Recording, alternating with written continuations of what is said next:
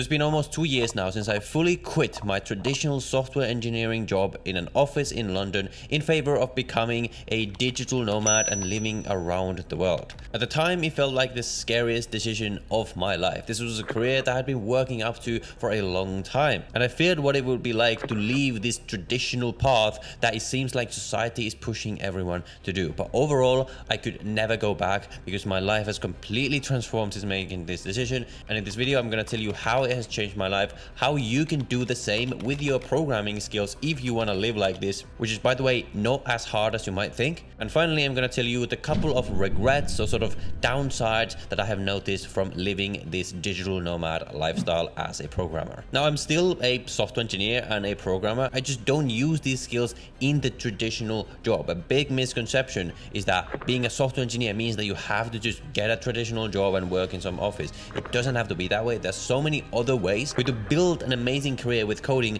while not having to live in a place you don't want to live and work in some office that you don't want to work in. Different paths work for different people, obviously. So if you are just interested in getting the traditional job and living the traditional life, that is absolutely fine as well. But this particular video is for those of you who perhaps don't want that path, or who are not excited about it, or who just want to hear about or explore what else might be out there. So first, let's talk about my journey with software engineering. So initially, I became a software engineer because I was looking for a career that would give me three things: high pay, interesting work that I would actually enjoy, and a flexible schedule. And out of all the careers in the world, I figured that software engineering was the one that was most likely to give me all of these things. Now, at the time, this was my dream job. It had everything that I thought that I wanted. It just turned out that at the end of the day, my real dream was not a job of any kind. My real dream was freedom. Now, I will always say that out of all the jobs in the world, software engineering is by far the best one. There's no other career where you can have the level of pay, the level of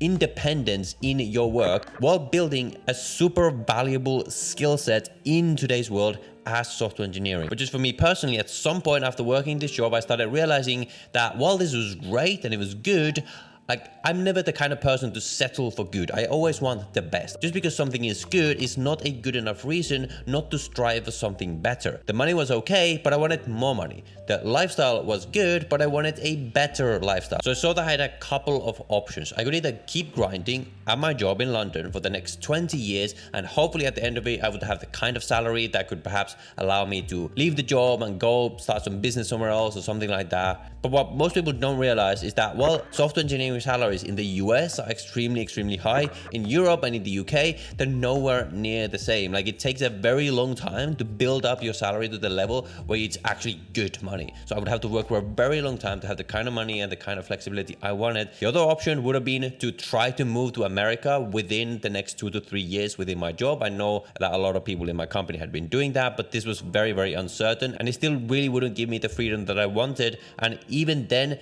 the money that I would be earning would be taxed so heavily that it still would take a very long time to build any kind of real wealth. And the third option was to look for something different, something that could allow me to live a location independent lifestyle, so that I'm being paid directly for the output of my work rather than by some employer who's just compensating me for my time. This was also appealing to me because it would allow me to completely optimize my cost of living and my taxes, because I wouldn't have to live in the West. That, in my opinion, is just declining in a lot of different ways. The taxes are crazy, but anyway, that's a topic for another day. But out of these options, for me personally, for what I wanted, the choice was very easy. I wanted to find a way to make money online so that I could start to live this digital nomad lifestyle that I had heard so much about. Now, luckily at this point, I had already started a YouTube channel, this particular YouTube channel that you're watching right now, that had taken off to the point that it was actually out earning my salary anyway. And now I still didn't really want to leave. I didn't want to leave the job security that I had, but there were a couple of things that made me make the choice. First, if you want to learn more detailed tips around learning the code and becoming a digital nomad as well as making money with it, then I highly recommend you sign up to my free coding and tech newsletter,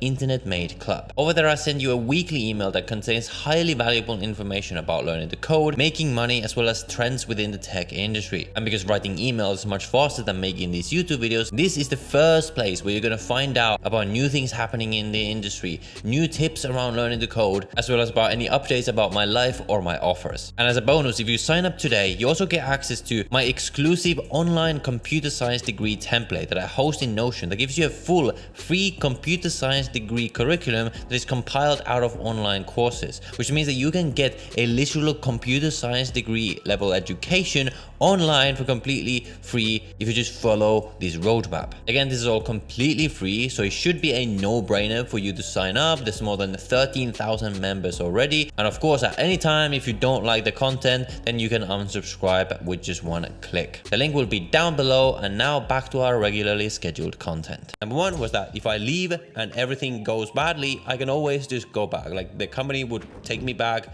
I have the skills, I have the resume, I can get a job again if I really want to.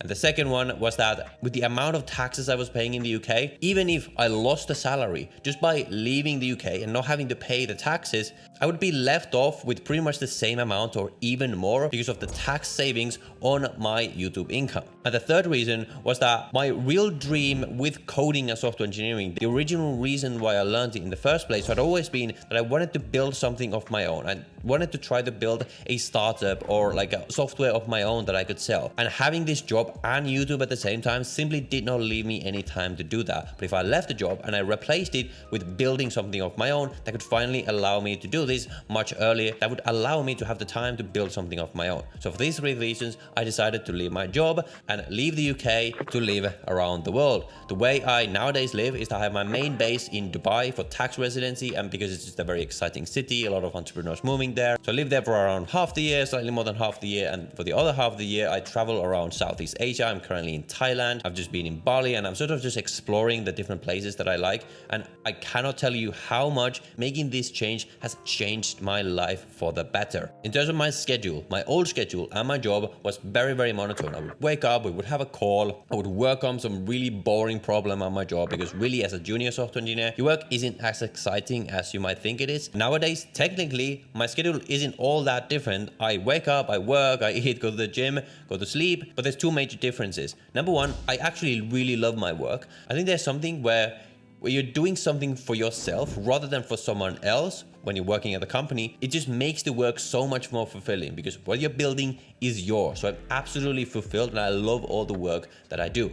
And number two is that when I am not working, like the 10% of the time I'm not working, because I'm able to just be around the world, be wherever I want, I can have the most amazing lifestyle during those days and weeks when I decide to take time off or something like that. And obviously I can also decide exactly when I want to take that time off. If I want to take a Tuesday off to go to a beach club, I can do that. So that is the biggest benefit that I've noticed. The second one is on the money side. Like I mentioned before, if you live in the West, you might have a really good salary in San Francisco or something like that. But when you consider the taxes, you consider the cost of living, like you might literally need $250,000 a year just to be able to support a family or even yourself, depending on your lifestyle. But if you're just able to leave the West, leave the ridiculous costs, leave the declining society, the crime, the taxes, what that will mean that even if you were to make less, you can probably get more for it, for your lifestyle and just for your wealth building, your savings. Because what matters at the end of the day is not what you're making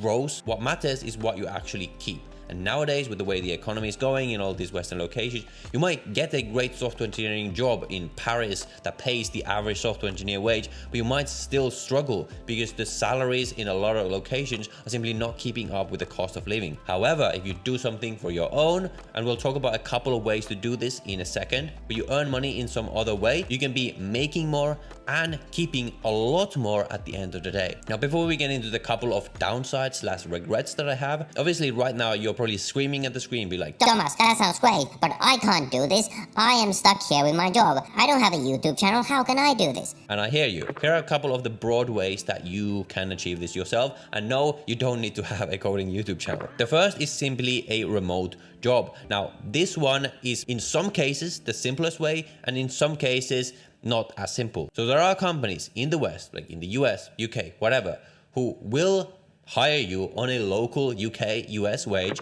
and who might allow you to work from anywhere in the world while making that same wage. Obviously, software engineering is very, very good for these kinds of jobs because generally you don't need anything other than your laptop. Like at my job, even when I was in London, I was almost never going to the office because it's usually just not that necessary. But the big caveat here is it is legally sometimes not that simple for you to work for a company in, let's say, New York if you're not physically in the US. So if you happen to find a company that does allow global remote work, that is excellent and you should absolutely take that up. But it can be a bit difficult to find this, and it can take a bit of luck to find the kind of company that are just willing to do this for you, but it's always obviously worth asking. The most common and probably the best path for most people is going to be something called freelancing. Now, what is freelancing? So freelancing is essentially like you're working for a company as a programmer, as a developer, but rather than being employed by that company on an employment contract, you do some work for that company on a contract basis. You don't have an employment contract, you strictly have a contract to complete the work that you're supposed to complete, and after that you part ways. This is great for a couple of reasons. Number one, in this economy where it's so difficult to get a job, from what I've heard, it is much easier to get freelance contracts than it is to get a job. The second reason why this is good is because you don't have those benefits, you don't have the protection and everything like this of being employed. The pay for these freelance contracts is usually going to be a lot higher than for a traditional job on a per hour or per week, per month, whatever basis. Often what this will mean is that you're working for the company almost as if you're an employee, except your contract might simply be for only 3 months or 6 months. And then at the end of those 3 months, 6 months, you could just find another one and another one. And once you have enough experience, it's really not going to be that hard to get more and more of these contracts. You might have multiple clients that you work for at the same time. You can then grow that into an agency perhaps at some point where you hire people to do the work and you just go and find the work. There's a lot of opportunity in this. Obviously, the third option is to do what I did, which is to have an online business where you're making money online, where you're your own business, and then obviously you're working for yourself. No one can tell you where to be. This can be a YouTube channel, this can be